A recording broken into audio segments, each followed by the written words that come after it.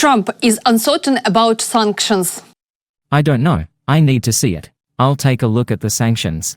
Russia may disrupt the peace talks again. Russians are concealing their document for some reason. I'm Albina Pidgirniak. We will analyze the news of Ukraine and the world together. Trump does not directly criticize Putin. However, the day before, during a conversation with journalists in the Oval Office, he noted that he was surprised that there was about to be peace and all the agreements were going well until now. Suddenly, Russia doesn't adhere to the agreements but begins to strike at Ukraine's civilian cities, launching missiles and drones. Not my war. I just want to solve the problem for people. This was not a war that was going to happen if I were president. Right, and so, not your war, but as you try to fix it, and as you survey this hellscape of the Ukrainian front lines. It's horrible. And you and your team deal with a very stubborn Vladimir Putin. Yeah. Do you and Zelensky. Yeah. But do you look at this Very conflict Zelensky too. any differently now? Like, do you look at this and see Putin as the good guy or the bad guy? So I've known him very well, and I went through a lot of things with him because Russia was, the Russia hoax turned out to be a total hoax. New York Times, they got a Pulitzer Prize. They have to give back the Pulitzer Prize. That's my lawsuit, and they're doing very poorly in that lawsuit. But they wrote stories about how it was true and it was false, and a lot of Washington Post also. I have gotten to see things that I was very surprised at. Rockets being shot into cities like Kiev during a negotiation that I felt was maybe very close to ending. We were going to solve a problem, and then all of a sudden rockets got shot into a couple of cities and people died. I saw things that I was surprised at, and I don't like being surprised. So I'm very disappointed in that way. With that being said, I'd like to see it end. Here I would like to note that Ukraine, of course, is not surprised that Putin doesn't adhere to any agreements. Despite Putin's public rhetoric, Russia continues to bomb Ukraine cities daily. During the same conversation with journalists, Trump also spoke about Joe Biden's illness. Trump, who not so long ago expressed his condolence and wishes for Biden's health, now called not to feel sorry for Biden. Look, he's been a sort of a moderate person over his lifetime, not a smart person, but a somewhat vicious person, I will say. If you feel sorry for him, don't feel so sorry because he's vicious. What he did with his political opponent and all of the people that he hurt a lot of people, Biden. And so I really don't feel sorry for him. But the U.S. proposal for a ceasefire in Ukraine is the best possible solution for Russia. Russia should be clearly aware of this. Acting U.S. Deputy Ambassador to the UN, John Kelly, started this at a meeting of the UN Security Council. He noted that the U.S. wants Russia to agree to a comprehensive 30-day ceasefire on land, in the air, at sea, and at critical infrastructure facilities. Kerry recalled that the United States of America immediately proposed a comprehensive ceasefire agreement. Ukraine agreed to it, but Russia rejected the proposal. Since then, we have been calling on Russia to agree a ceasefire. The United States has worked tirelessly with both sides, seeking a path to peace. We want an end to this war. As the first step on that path to peace, the United States put forward a proposal for an immediate, unconditional, and comprehensive ceasefire. Ukraine unequivocally accepted, pending Russia's agreement to do the same. Since then, we have been urging Russia to accept a ceasefire. Following President Trump's May 21 call with Russian President Putin, the Russian Federation is expected to provide a term sheet broadly outlining its vision for a ceasefire. We will judge Russia's seriousness towards ending the war not only by the contents of that term sheet, but more importantly, by Russia's actions. On that note, we condemn Russia's decision over the past weekend to launch some of the largest missiles and drone strikes against Ukraine since the beginning of the war. This disregard for human life does not demonstrate a desire for peace. It must cease. If Russia makes the wrong decision to continue this catastrophic war, the United States will have to consider stepping back from our negotiation efforts to end this conflict.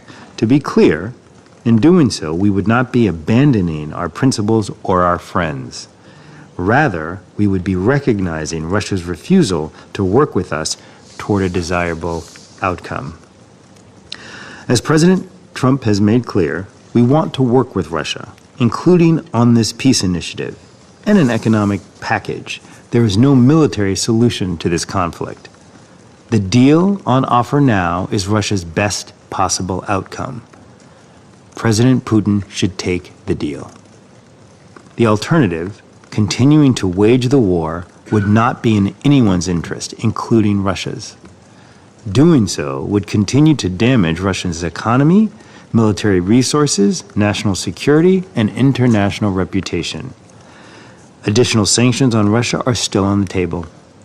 President Trump has emphasized from the beginning that this war was a strategic mistake and should never have happened. Time is not on the side of anyone who would prolong it.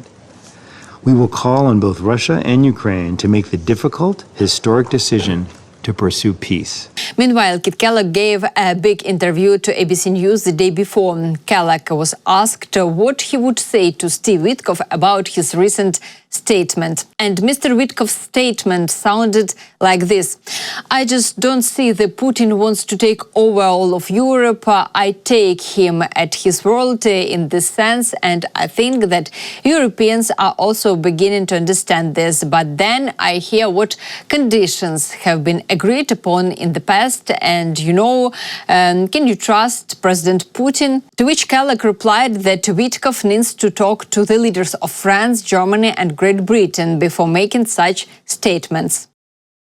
I would advise Steve to talk to German Chancellor Merz, French President Macron, British Prime Minister Starmer.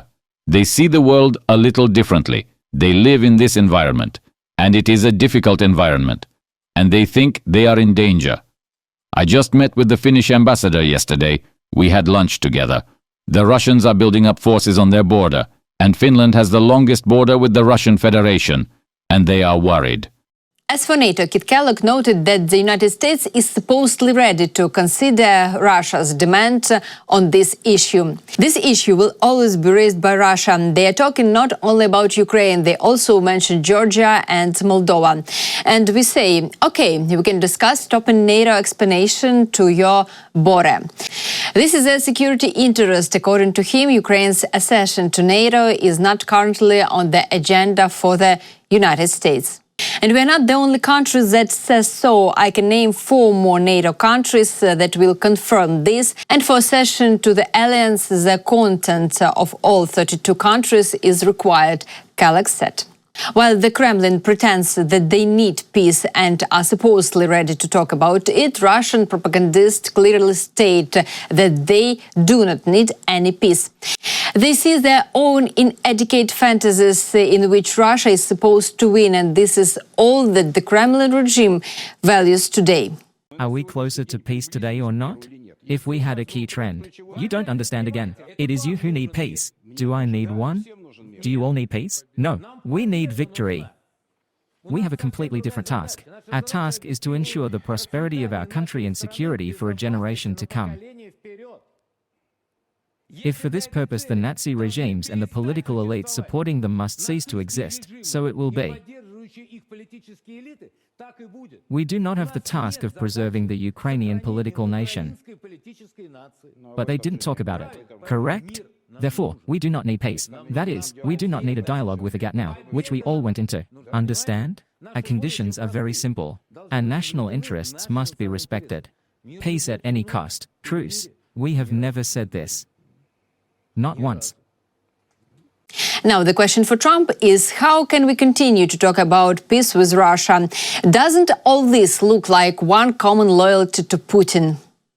In the meanwhile, Russia is skillfully stealing for the time as much as they can so as not to lose Trump's favor, but also not to end this war.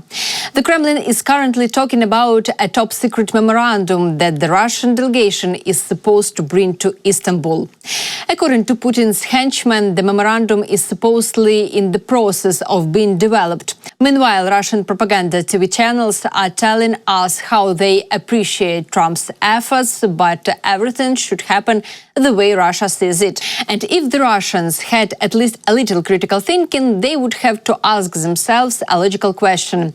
If everything were happening the way Russia wants, then why would Russia need Trump and the negotiation process in general? And since it is difficult for Russians to think critically, such a question doesn't arise. The Russians are listening to the representatives of the Russian Foreign Ministry, Zakharova. Director of the Information and Press Department and Foreign Ministry spokesperson Maria Zakharova is in direct contact with us. Maria Vladimirovna, hello. Yes, hello, good afternoon. Maria Vladimirovna, look, the United States has already expressed its position on the June 2nd meeting in Istanbul. Zelensky, Ukraine are silent. They demand that we provide them with an urgent memorandum for careful study. What will we have on this, so to speak, posture of Zelensky and his accomplices? Well, you started with the position of the United States of America.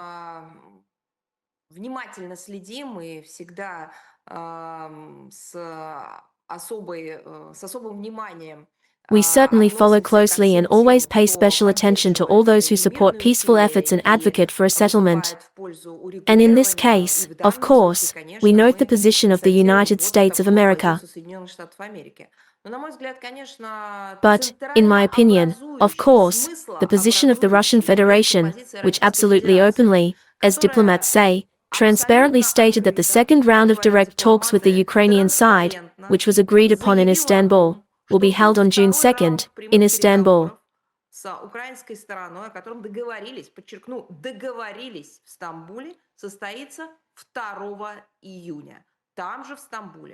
The composition of the Russian delegation was also announced, the same composition of the Russian delegation, and it was said that what was agreed upon in Istanbul, the memorandum, the principles that the parties were to formulate on the Russian side, were being prepared, and, as Sergei Viktor Chelavrov, Minister of Foreign Affairs of the Russian Federation, said, they had been prepared. Therefore, this is what we need to rely on, and this is what we need to proceed from. Your second aspect in the question was and was focused on the position of the Kiev regime, so it has always been like that. Remember the line from the song, I will not give my yugu, neither to friend nor to foe. It seems to me that this is some kind of logic that they are actually guided by. The same hysteria, the same unconstructive noise they made that time. Remember, the main thesis was that the Russian delegation was not satisfied, its composition, allegedly, was not the same, the level was also allegedly not suitable. It even came to the word sham on the part of the Kiev regime. How did it end? They sat down at the negotiating table, and moreover, as a result of these negotiations, the most important and largest exchange of 1,000 for 1,000 took place. This is how we should treat the next wave of this very information noise. They want to bargain for something again, to attract attention to themselves again, to increase their price again, although every time they get bumps, but, apparently, they like it that way. Our position is constructive, it is open, it is directly stated at the highest level, it was additionally publicly stated so that the public, primarily the Russian Federation and the international community, understand our approaches.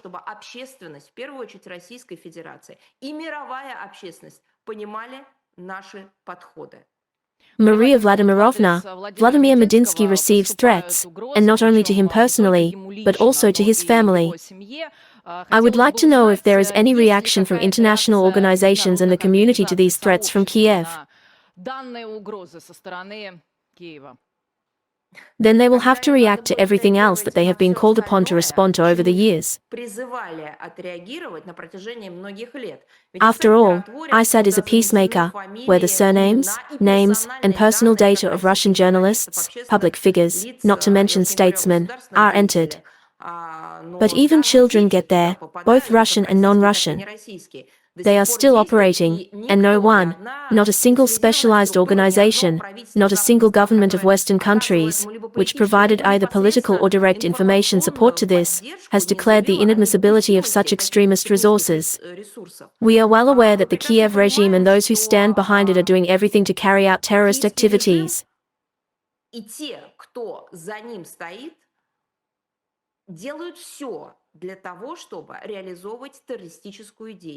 Not only in words, but also in deeds. They have long ceased to be embarrassed or somehow hide the fact that they are carrying out extremist and terrorist actions.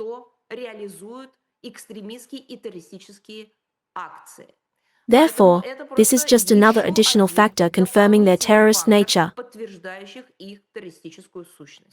All this talk about, you have probably heard that there is some extremist or there is a certain part of their law enforcement agencies or some near-law enforcement agencies that do not control the bank.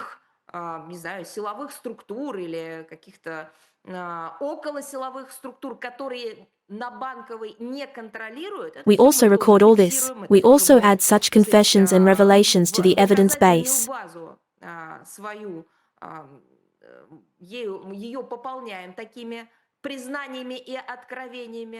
But I want to say again, because if they do not agree with such a formulation of the issue on Bankova, they can state it directly.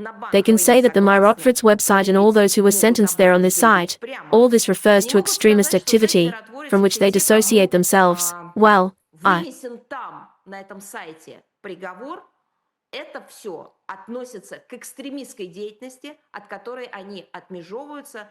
I would say they deny it, but given that they have staged real terror against Christianity in Ukraine, it would probably be inappropriate. But they have never said that they are against such activities. Yes, they didn't, but I think, as we repeatedly emphasized on our air on May 9, 1945, all the Germans immediately lined up with an amendment for self-dynamification. Well, apparently, Ukraine is waiting for exactly the same moment. Thank you very much. Maria Vladimirovna Zakharova was in direct contact with us. Maria Vladimirovna said that they always put on a show and once again they will try to bargain for something. Zelensky is like an orange. Volodymyr Zelensky noted the day before that Russia is behaving very strangely in view to the upcoming second round of negotiations and the fact that Russia supposedly wants peace. It is strange not to present its memorandum and keep it such a secret. The Ukrainian leader very clearly admitted that now neither the Ukraine nor the Turkish side understands what kind of document it will be, what its format is, and what new conditions Russia will put forward. Volodymyr Zelensky added that most likely Russia has simply become unaccustomed to diplomacy.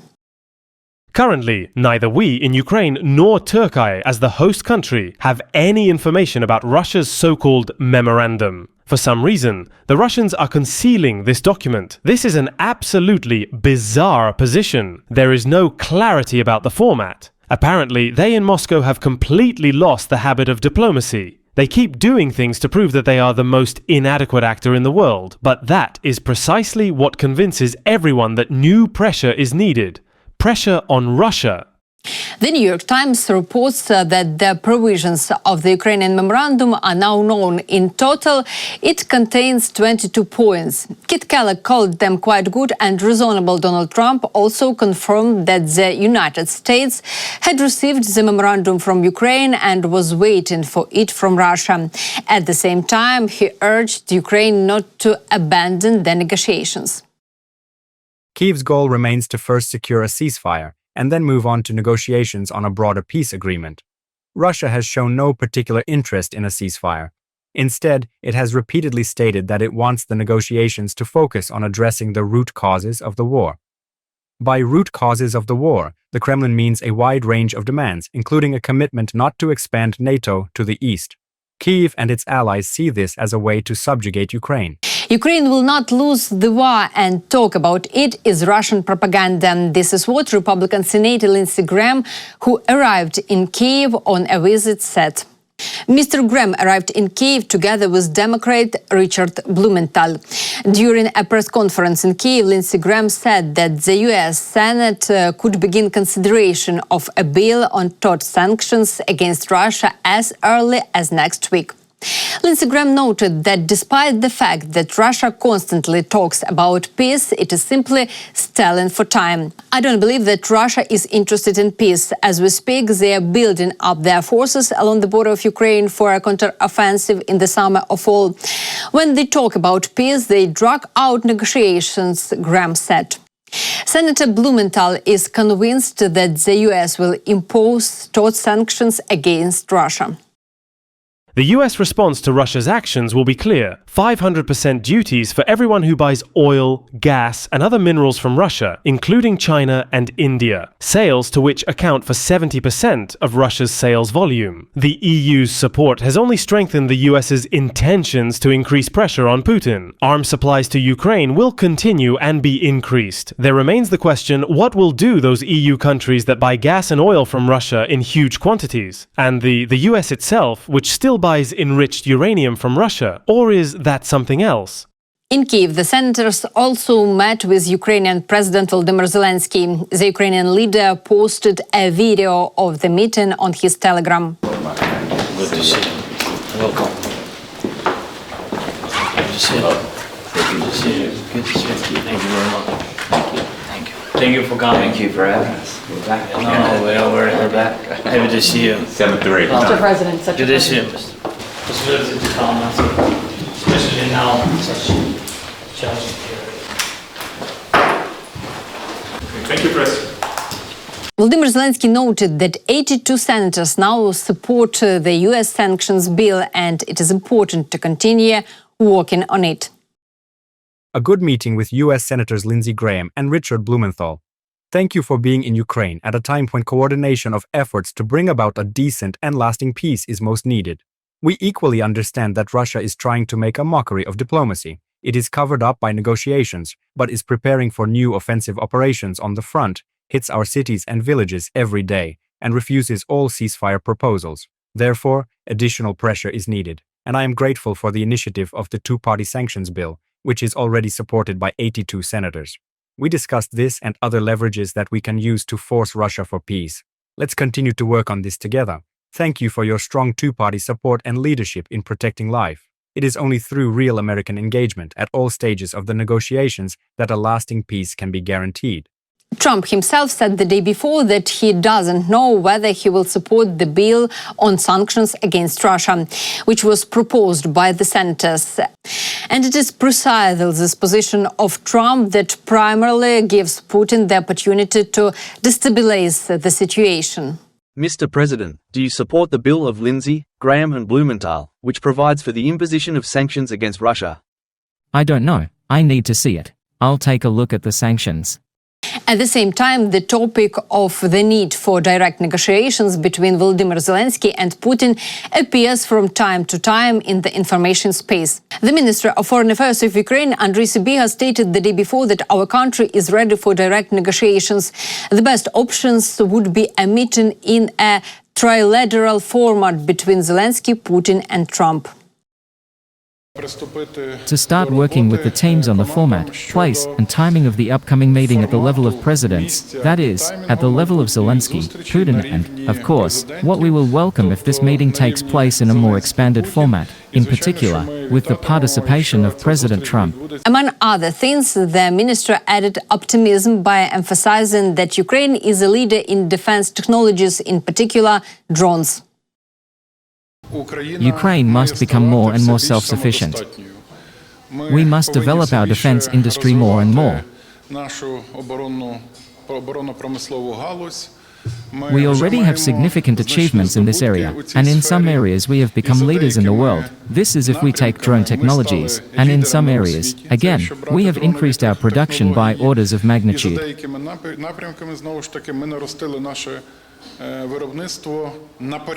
Even according to some indicators, we scaled up the production of military equipment and weapons for the needs of the Ukrainian army, for the needs of Ukrainian defense, by 35 times.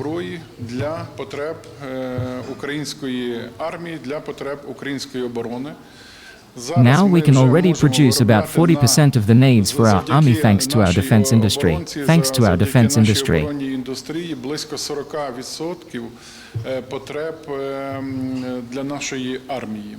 This is an extremely high figure. We are now also producing artillery shells, including Western caliber, China-toe caliber, which we did not produce before the war. We produce artillery systems in quantities if some states with great potentials cannot produce in a year what we produce within a month.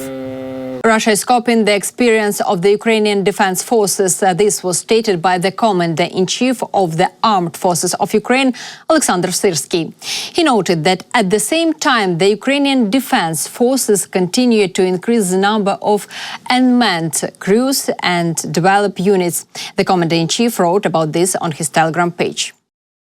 Planned work on the scaling of units of unmanned systems gives real results. So, in May, more than 89,000 enemy targets were hit and destroyed with the help of drones of various types. I listened to the intelligence report on the formation of unmanned systems forces in the Russian army and the arrival of new models of unmanned aerial vehicles and ground-based robotic complexes for use by the occupiers. In particular, the enemy is copying the experience of the defense forces of Ukraine and is actively expanding its unmanned units. Therefore, we must maintain the pace of development and constantly increase our capabilities to be one step ahead. We continue to increase the number of crews of unmanned systems and develop our unmanned units. Each drone is a destroyed enemy and therefore the saved life of a Ukrainian serviceman. A special emphasis is on the destruction of enemy UAV operators and their control points. During the meeting, the development of unmanned ground systems was also considered. On the battlefield, they perform logistical functions,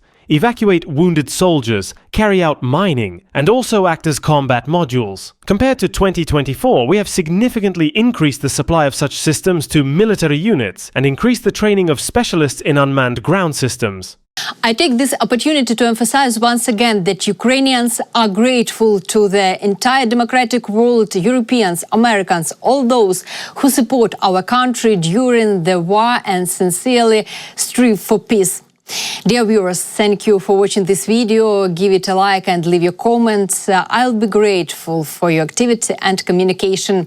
Take care. See you soon.